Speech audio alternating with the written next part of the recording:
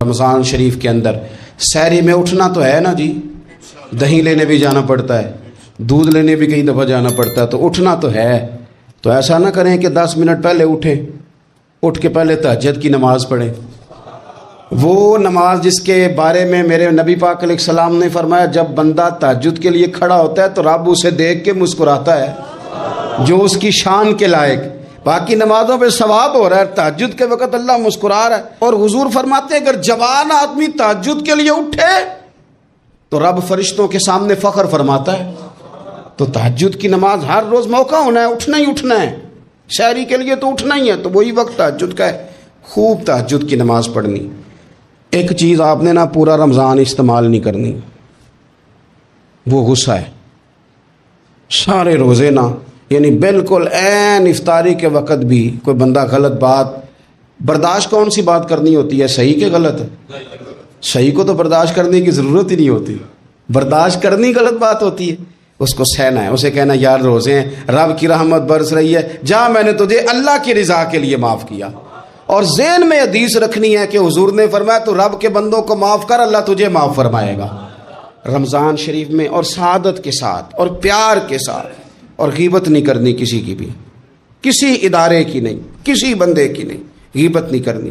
آپ کو حدیث میں ملے گا کہ نبی پاک علیہ السلام نے کچھ بیویوں سے کہا تھا کہ تم نے تو روزہ توڑ دیا ہے اور تم نے حلال کے ساتھ رکھا تھا، حرام کے ساتھ توڑ دیا۔ یا رسول اللہ کس طرح؟ فرمایا غیبت نہیں کی تم نے، مردہ بھائی کا گوشت نہیں کھایا، یہ بہت بڑا جرم ہے، اس سے بچنا ہے، موبائل کم استعمال کرنا ہے، اور مہربانی کریں کم خبریں دیکھیں، جو خبریں عورتیں پڑھتی ہیں ان خبروں سے بھی پرہیز کریں۔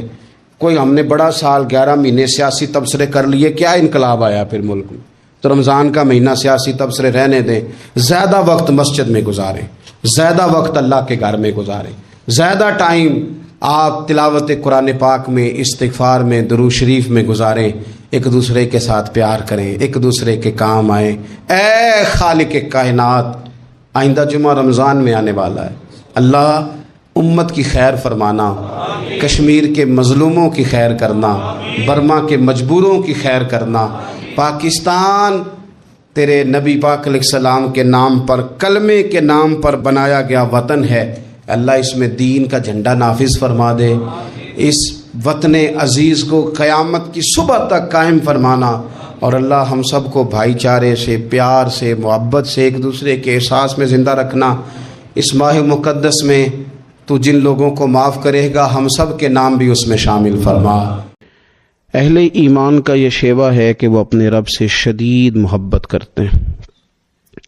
قرآن حکیم میں اللہ تعالیٰ نے فرمایا ہے کہ والذین آمنوا اشد حبا للہ، فرمایا وہ لوگ جو ایمان لائے وہ اپنے رب سے شدید محبت کرتے ہیں۔ وہ جب اپنے رب کی نعمتوں کو یاد کرتے ہیں، جب وہ اپنے مالک کے احسانات کا تصور کرتے ہیں، جب وہ اپنے رب کے بے پایا کرم کی طرف دیکھتے ہیں تو اپنے مالک سے شدید محبت کرتے ہیں، اور جب وہ اپنے مالک سے اس قدر زیادہ بڑھ کے محبت کرتے ہیں تو پھر وہ ان سب تقاضوں کو پورا کرنا چاہتے ہیں، ان سب چیزوں کی طرف بڑھنا چاہتے ہیں جو انہیں اللہ تبارک و تعالیٰ کی محبت کی طرف لے کر کے جاتی ہیں۔ اللہ تبارک و تعالیٰ چونکہ اپنے بندوں کی طلب سے آگاہ ہے، اپنے بندوں کی پیاس کو جانتا ہے، ان کے دلوں میں اس کی طرف بڑھنے کا جو جذبہ ہے، اس جذبے سے مالک پوری طرح نہ صرف آگاہ ہے بلکہ اپنے کرم سے اس کی تسکین بھی فرماتا ہے۔ تو اللہ تبارک و تعالیٰ نے وہ سارے راستے ہمیں عطا فرمائے جو رب کریم کی محبت کی طرف ہمیں لے جاتے ہیں، اور اس کی محبت کی لذت ہمارے دلوں کے اندر پیدا کرتے ہیں۔ جب اہل ایمان اللہ سے بڑھ چڑھ کے محبت کریں اور اپنے مالک کی طرف وہ سب سے زیادہ اپنے قدموں کو، اپنے دلوں کو، اپنی توجہ کو بڑھائیں، تو انہیں کچھ کام ایسے ہیں جو زیادہ کرنے چاہیے۔ ان کاموں میں سے ایک بڑا کام یہ ہے کہ وہ اپنے رب کی عبادت کریں۔ عبادت تو رب کے ہر حکم کو تسلیم کر لینے کا نام ہے، لیکن ہمارے ہاں عبادت کا تصور اکثر نماز کے لیے لیا جاتا ہے۔ قرآن حکیم میں اللہ تعالیٰ نے ارشاد فرمایا یا ایھا الناس اعبدوا ربکم الذی خلقکم والذین من قبلکم لعلکم تتقون، فرمایا لوگوں اپنے رب کی عبادت کرو جس نے تمہیں پیدا کیا اور تم سے پہلے لوگوں کو پیدا کیا، اور اس امید پر اپنے رب کی عبادت کرو کہ لعلکم تتقون، تاکہ تم پرہیزگار بن جاؤ۔ اپنے مالک کے حضور اپنی پیشانی کو جھکا دینا عبادت انتہائی درجے کی عاجزی کو کہتے ہیں۔ اپنی پیشانی کو، اپنے ناک کو، اپنے پورے وجود کو اپنے مالک کے حضور انتہائی عاجزی کے ساتھ جھکا دینا، اور ساری بلندیاں اور ساری رفعتیں اور ساری عظمتیں رب ہی کی تسلیم کرنا، اس کا نام عبادت ہے۔ اللہ کے حضور جب رب کریم کا بندہ اپنے آپ کو جھکا دیتا ہے اور اس کے حضور وہ انتہائی عاجزی کرتا ہے، تو اس کا معنی یہ ہے کہ وہ اپنے رب کی عبادت کر رہا ہے۔ رسول کائنات صلی اللہ تعالی علیہ وسلم نے مختلف چیزوں کو مختلف مواقع پر ہمارے لیے بیان کر کے ہمارے دلوں میں ان چیزوں کی محبت بڑھائی۔ اس رمضان المبارک میں خاص کر کے ہمیں ان چیزوں پر توجہ کرنی ہے۔ میری نظر میں وہ 4 چیزیں ہیں، اگرچہ ان کو اور بھی بہت ساری چیزوں پر تقسیم کیا جا سکتا ہے، اور بھی کئی چیزیں اس میں شامل کی جا سکتی ہیں، لیکن اہم چیزیں 4۔ ایک تو نماز کا پڑھنا، نوافل کا پڑھنا، رات کو قیام کرنا، سحری کے لیے تو اٹھنا ہی ہے، تو اٹھتے وقت تہجد کی نماز کو اہمیت دینا، نماز تراویح کو ذرا شوق کے ساتھ ادا کرنا، نفل کا قیام کرنا، عبادت کے لیے اپنے آپ کو تیار کرنا، اور دوسرے نمبر پر قرآن حکیم کی تلاوت کو ذوق شوق کے ساتھ کرنا، اپنا محبت کا، پیار کا رشتہ قرآن پاک کے ساتھ مضبوط کرنا، اور تیسرا کثرت کے ساتھ استغفار پڑھنا، اپنے مالک سے اپنے گناہوں کی معافی مانگنا، آئندہ گناہ نہ کرنے کا عہد کرنا، اور چوتھا دعائیں مانگنا۔ یہ 4 چیزیں اگر تھوڑی توجہ کے ساتھ اس ماہ مقدس میں روزانہ کے معاملات میں شامل کر لی جائیں، نماز، تلاوت قرآن مجید، استغفار اور دعا۔ آپ دیکھیے کہ نبی کریم صلی اللہ تعالی علیہ وآلہ وسلم نماز کے اندر محو رہنے کو پسند کرتے تھے۔ حضور نماز کے اندر شامل رہنے کو اور نماز کو بار بار ادا کرنے کو پسند کرتے تھے۔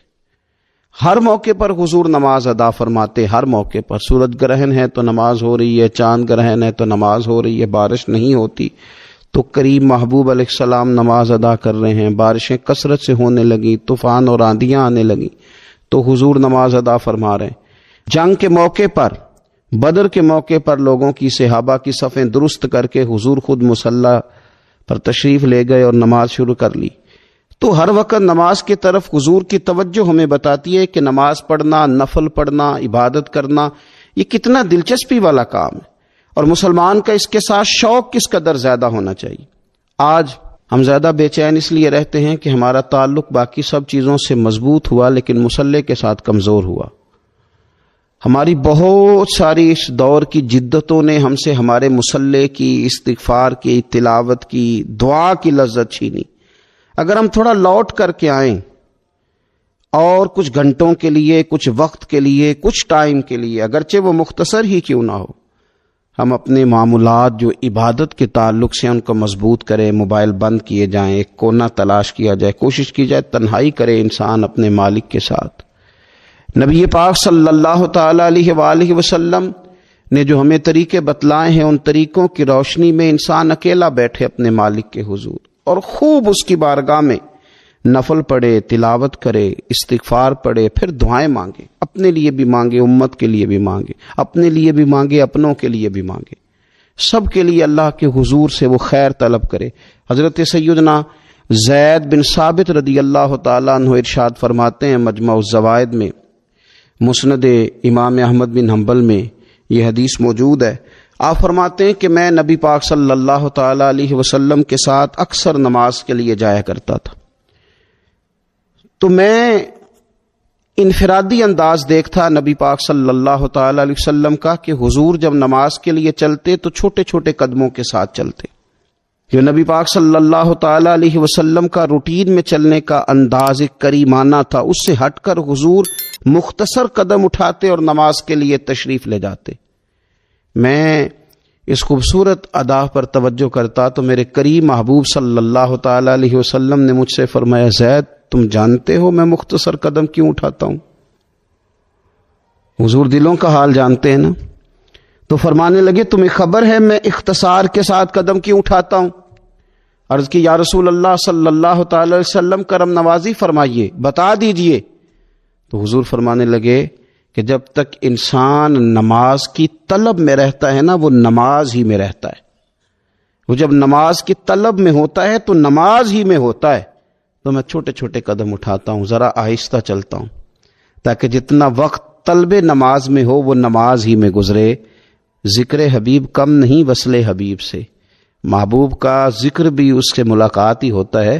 تو یہ جو سفر ہے نا نماز کے لیے جانے کا، میں چاہتا ہوں کہ یہ ذرا لمبا ہو جائے، اس میں ذرا وقت ملے تاکہ مالک کے ساتھ میں جڑا رہوں، میرا تعلق مضبوط رہے۔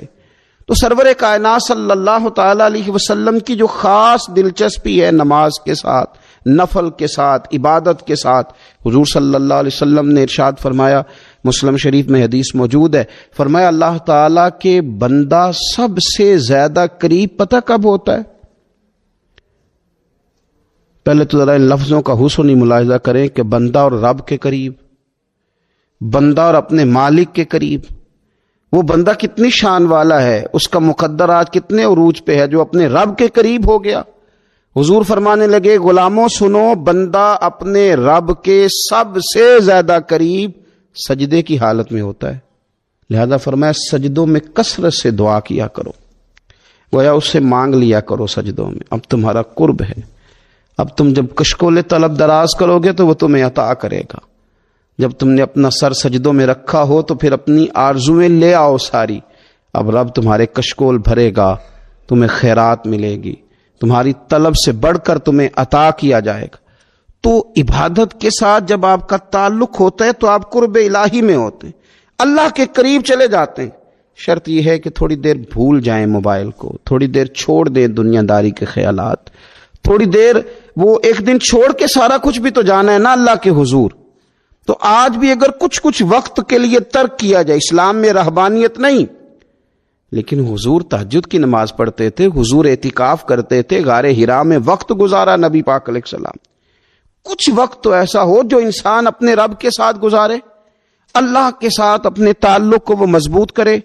دیکھیے حضرت سیدنا یوسف بن عبداللہ بن سلام رضی اللہ تعالیٰ عنہ، یہ حضرت عبداللہ بن سلام رضی اللہ تعالیٰ عنہ معروف صحابی رسول صلی اللہ تعالیٰ علیہ وسلم کے صاحبزادے، یہ حضرت ابو درداء رضی اللہ تعالیٰ عنہ سے ملنے کے لیے تشریف لے گئے۔ فرماتے ہیں کہ جب میں ان سے ملنے کے لیے گیا تو وہ شدید علیل تھے، حضرت سیدنا ابو درداء رضی اللہ تعالیٰ عنہ بڑے جلیل القدر صحابی ہیں اور بڑے صاحب الرائے آدمی۔ حضرت عمر فاروق رضی اللہ تعالیٰ عنہ اکثر ان سے مشورہ لیا کرتے تھے۔ فرماتے ہیں میں جب ان سے ملنے کے لیے گیا تو وہ سخت بیمار تھے اور اسی بیماری میں ان کا وصال ہوا۔ میں ان سے ملنے گیا تو مجھ سے کہنے لگے کہ بھتیجے، حضرت عبداللہ ابن سلام کے بیٹے ہیں نا یوسف بن عبداللہ، تو وہ چونکہ ان کا دوستانہ تھا، کہنے لگے بھتیجے تم اس شہر میں کس طرح آئے؟ تو جناب یوسف بن عبداللہ کہتے ہیں میں نے عرض کی کہ آپ کا میرے والد کے ساتھ جو تعلق تھا، جو دوستانہ تھا، اس تعلق نے مجھے مجبور کیا کہ میں آپ کی تیمارداری کروں۔ تو فرماتے میں تو تیمارداری کرنے گیا تھا، ان کا حال پوچھنا تھا، لیکن یہ لوگ جو حضور کے دین کی تبلیغ کے لیے جذبات رکھتے تھے اور ایک دوسرے کو اللہ کی جانب متوجہ کرنے کا جو جذبہ رکھتے تھے، وہ بڑا انوکھا ہے۔ ایک شخص تیمارداری کرنے گیا ہے تو حضرت سیدنا ابو درداء رضی اللہ تعالیٰ عنہ فرمانے لگے بھتیجے میں اس وقت اس کیفیت میں ہوں کہ جھوٹ بولنا بہت برا ہے، یعنی جھوٹ بول ہی نہیں سکتا کہ اس بیماری میں ہوں کہ جس میں مجھے لگتا ہے کہ میں دنیا سے چلا جاؤں گا۔ فرمانے لگے اللہ کی قسم میں نے خود رسول پاک صلی اللہ علیہ وسلم سے سنا ہے کہ جو شخص اچھے طریقے سے وضو کرے، وہ تیمارداری کرنے آئے اور یہ ان کو نماز کی طرف، عبادت کی طرف مائل کر رہے ہیں۔ فرماتے میں نے خود حضور صلی اللہ علیہ وسلم سے سنا ہے کہ جو شخص اچھے طریقے سے وضو کرے پھر 2 رکعتیں نماز پڑھ لے یا 4 رکعتیں نماز پڑھ لے، اخلاص کے ساتھ پڑھے، اچھا وضو کرے، 2 رکعتیں پڑھ لے یا 4 پڑھ لے، یعنی 2 نفل ادا کرے یا 4 کر لے، اور پھر وہ خلوص کے ساتھ اپنے رب سے مغفرت طلب کرے تو اللہ اس بندے کی بخشش فرما دے گا۔ یہ میں نے سنا ہے حضور سے، یہ میں نے خود سنا ہے۔ مرض وصال میں سیدنا ابو درداء رضی اللہ تعالیٰ عنہ اس کو بیان کرتے ہیں۔ تو رمضان المبارک کے اندر ہمیں موقع ملتا ہے نماز پڑھنے کا، نماز تراویح کا، رات کے قیام کا موقع میسر آتا ہے۔ ایک تو عشاء کے بعد موقع ملا تراویح پڑھنے کا، ایک یہ کہ ہم کو سحری میں اٹھنا ہے، اور تہجد کی وہ خاص فضیلتیں جو عام دنوں میں کئی دفعہ مشکل ہوتی ہیں، وہ اٹھنا تو ہے۔ اگر تھوڑا سا 10 منٹ پہلے اٹھا جائے، وضو کیا جائے، اچھے طریقے سے کچھ نوافل ادا کر لیے جائیں، پھر سحری کے معاملات میں مشغول ہوا جائے۔ نبی پاک صلی اللہ تعالی علیہ وآلہ وسلم ارشاد فرماتے ہیں، یہ ترمذی شریف کی حدیث ہے، حضور علیہ الصلوۃ والسلام نے ارشاد فرمایا کہ رات کا قیام اپنے اوپر لازم کر لو۔ اگرچہ یہ لازم کرنا یہ استحبابی حکم ہے، حضور صلی اللہ تعالی علیہ وسلم نے اسے فرض قرار نہیں دیا، لیکن حضور شوق دلاتے ہیں۔ فرمایا رات کا قیام، رات کا قیام، ساون کی کالی راتوں میں جب بوندا باندی ہوتی ہے، وہ راتوں کو اٹھ اٹھ روتے ہیں جب خلقت ساری سوتی ہے۔ اور حضرت میاں صاحب رحمۃ اللہ علیہ نے فرمایا تھا کہ رات پوے تے بے دردانو نیند پیاری آوے، تے درد مندانو یاد سجن دی ستیاں وی آن جگاوے۔ فرمایا رات کا قیام، حضور سید عالم صلی اللہ تعالی علیہ وسلم فرماتے ہیں رات کا قیام اپنے اوپر لازم کر لو، اس لیے کہ یہ رات کا قیام تم سے پہلے نیک لوگوں کا طریقہ ہے، اور یہ تمہارے لیے قرب خداوندی کا باعث ہے، یہ تمہیں اللہ کے قریب کر دے گا۔ اور حضور صلی اللہ تعالی علیہ وسلم فرمانے لگے یہ رات کا قیام تمہاری برائیوں کو مٹا دے گا، اور یہ تمہیں گناہوں سے روک لے گا، گویا رب کریم تمہیں معافی عطا فرمائے گا، یہ تمہارے لیے بخشش کا ذریعہ بن جائے گا۔ یہ برائیوں کو مٹانے والا ہے رات کا قیام، یہ گناہوں سے روکنے والا ہے رات کا قیام۔ تو نماز کی طرف خاص توجہ کریں۔ اسی طرح کا معاملہ تھوڑا سا ہمیں ذوق کے ساتھ قرآن پاک کی تلاوت کے ساتھ اپنے آپ کو وابستہ کرنا چاہیے۔ بہقی شریف میں حدیث ہے، نبی پاک صلی اللہ تعالی علیہ وسلم نے فرمایا میری امت کی سب سے افضل عبادت تلاوت قرآن ہے، سب سے افضل عبادت تلاوت قرآن ہے۔ اور حضور صلی اللہ تعالی علیہ وسلم فرماتے ہیں قیامت کے دن قرآن پڑھنے والے سے کہا جائے گا تو پڑھ، تو جتنی آیتیں پڑھتا جائے گا رب تیرے اتنے درجے بلند کرتا جائے گا۔ تلاوت قرآن کے ساتھ خاص ذوق۔ رمضان شریف کے اندر گھروں کے اندر اگر قرآن پاک کی تلاوت کی جائے، ہم دیکھتے تھے جب دیہاتوں میں ہوتے تھے تو گھر کے اندر بڑا ذوق ہوتا تھا قرآن پاک کی تلاوت کا۔ بہن بھائی ایک دوسرے سے پوچھتے تھے تیرا کون سا سپارہ ہے، تو وہ کہتا تھا میں کیوں بتاؤں، تو بتا تیرا کون سا ہے۔ کیوں؟ اس لیے کہ ایک شوق ہوتا تھا کہ ایک دوسرے سے آگے بڑھنا۔ تو نبی پاک صلی اللہ تعالی علیہ وسلم نے فرمایا دنیا میں قرآن مجید پڑھتا تھا، اس سے قیامت کے دن بھی کہا جائے گا کہ اب تو پڑھنا، تو وہ جتنی آیات پڑھے گا رب اس کے اتنے درجے بلند کرے گا۔ تو رمضان شریف کے اندر خاص ذوق قرآن مجید کی تلاوت کا۔ پھر اسی طرح کا معاملہ استغفار کے ساتھ، نفل پڑھے جائیں، تلاوت کی جائے، اور پھر استغفار کثرت سے پڑھا جائے، استغفار کثرت سے پڑھا جائے۔ نبی پاک صلی اللہ تعالی علیہ وسلم کا نا محبوب وظیفہ استغفار پڑھنا، اللہ کے حضور توجہ کرنا، توبہ کرنا۔ حضور تو معصوم ہے، نبی پاک تو معصوم عن الخطا، حضور سے تو معاذ اللہ کوئی گناہ سرزد ہوتا ہی نہیں۔ اور انبیاء کے بارے میں جو کوئی ایسے نظریات رکھے وہ گمراہ ہے، لیکن حضور صلی اللہ تعالی علیہ وسلم نے فرمایا لوگو، یہ بخاری مسلم میں حدیث ہے، فرمایا لوگو اللہ تبارک و تعالی کی بارگاہ میں توبہ کرو، بخشش طلب کرو۔ حضور فرماتے ہیں میں دن میں 100 مرتبہ اپنے رب کی بارگاہ میں توبہ کرتا ہوں۔ حضور تو معصوم ہے۔ یہ توبہ کس لیے ہے؟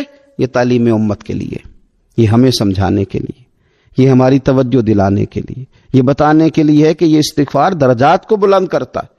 اللہ کی طرف رجوع کرنے کے لیے کثرت کے ساتھ استغفار کی جائے، اپنے رب سے معافی مانگی جائے۔ ہم انسان ہیں، کچھ غلطیاں نہ چاہتے ہوئے بھی ہو جاتی ہیں، بہت کوشش کے باوجود کچھ چیزوں پر کنٹرول نہیں رکھ پاتے، ہم سے سرزد ہو جاتی ہیں۔ رمضان کی ساعتوں میں، صبحوں میں، شاموں میں، سحری میں، افطار میں، تراویح میں، تہجد میں اگر اللہ کے حضور استغفار کی جائے، اللہ کے حضور استغفار کی جائے۔ مسند امام احمد بن حنبل میں حدیث ہے، حضور صلی اللہ تعالی علیہ وسلم فرماتے ہیں، اور یہ حدیث اتنی زیادہ انسان کو خوشی دیتی ہے اور رب کی رحمت کو بندے کے اتنا قریب کر دیتی، اتنا اللہ کے قریب کر دیتی ہے کہ انسان جھوم اٹھتا ہے۔ کبھی اس حدیث کے جملوں پر غور کریں، نبی پاک صلی اللہ تعالی علیہ وآلہ وسلم کس طرح رب کی رحمت ہمارے سامنے بیان کرتے ہیں، اور جب حضور اپنی زبان نور سے بیان کرتے ہیں پھر تو یوں لگتا ہے کہ روح کی گہرائیوں تک بات چلی گئی۔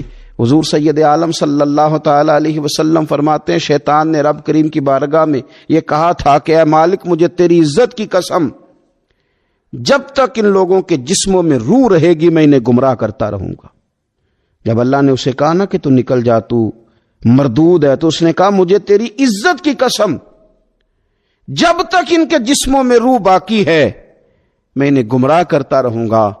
تو میرے کریم محبوب علیہ السلام، مدینے والے پیارے حبیب علیہ السلام فرماتے ہیں، رب کریم نے فرمایا، سن و ابلیس، اگر تو یہ قسم اٹھاتا ہے کہ تو جب تک ان کے جسموں میں روح ہے انہیں گمراہ کرتا رہے گا، تو پھر مجھے بھی اپنے عزت اور جلال کی قسم، یہ جب تک مجھ سے معافی مانگتے رہیں گے میں انہیں معاف کرتا رہوں گا، میں بھی انہیں معاف کرتا رہوں گا، یہ جب جب مجھ سے بخشش مانگیں گے، جب جب مجھ سے بخشش مانگیں گے۔ اس یہاں سے کبھی ہم نے کنارہ نہ کیا، اور تو نے بھی تو دل آزردہ ہمارا نہ کیا، ہم نے تو جہنم کی بہت کی تدبیر، پر میرے مولا تیری رحمت نے گوارا نہ کیا۔ تو کثرت کے ساتھ استغفار رمضان میں کیا جائے، اللہ کے حضور معافیاں مانگی جائیں، اور میں تو کہتا ہوں اپنے لیے بھی مانگی جائیں، دوسروں کے لیے بھی مانگی جائیں۔ استغفار سے وہ مان جاتا ہے۔ اور پھر سب سے زیادہ اس چیز پر توجہ دینے کی ضرورت ہے، وہ ہے عبادت کا مغز، یعنی دعا۔ میں اکثر کہتا رہتا ہوں کہ ہمارے ڈاکٹر ہمیں یہ کہتے ہیں کہ تمہارے دلوں میں کچھ دکھ ہیں، وہ کہہ دو تو تمہاری بیماریاں ہلکی ہو جائیں گی، دل کے بوجھ اتار دو، تم کہہ دو کسی سے اپنے غم تاکہ تمہارے دل ہلکے ہو جائیں۔ اب کچھ غم بڑے ذاتی قسم کے ہیں، بندہ کسی سے کہہ ہی نہیں سکتا، بڑی نجی قسم کے کچھ دکھ ہیں، کسی سے کیسے بیان کرے؟ تو ہمارے دین نے ہمیں دعا سکھائی۔ معنی کیا ہے؟ جو کسی سے نہیں کہہ سکتے وہ رب رسول سے کہہ دو تاکہ تمہارا دل بھی ہلکا ہو، تمہاری عزت بھی محفوظ رہے۔ اور تم نے کہا بھی اس طبیب کے سامنے جو سب سے بڑھ کر شفا دینے والا ہے، کہا اس مالک کے سامنے جو سب سے زیادہ خزانے بانٹنے والا ہے۔ ترمذی شریف میں حدیث ہے، حضور نے فرمایا دعا عبادت ہے۔ اسی ترمذی میں حدیث ہے، فرمایا دعا عبادت کا مغز ہے۔ اور اسی ترمذی میں حدیث ہے، نبی پاک علیہ السلام نے فرمایا یاد رکھو، رب کے نزدیک، اللہ کے نزدیک دعا سے زیادہ عزت والی چیز کوئی نہیں، اس سے بڑی اکرام والی چیز ہی کوئی نہیں اللہ کے حضور۔ تم اپنے رب سے جب مانگتے ہو تو بڑے معزز ہوتے ہو، دنیا داروں کے سامنے ہاتھ پھیلاؤ گے، دکھ سناؤ گے تو عزت میں کمی آئے، لیکن جب تم اللہ سے مانگتے ہو، مالک کے حضور کشکول طلب دراز کرتے ہو، تو اس سے بڑی عزت والی چیز کوئی نہیں۔ پھر ایک دل میں سوال آتا تھا کہ کتنا کو مانگے، مالک سے کتنا سوال کریں، کس قدر طلب کریں؟ تو بیہقی شریف میں حضور نے یہ مسئلہ بھی حل کر دیا۔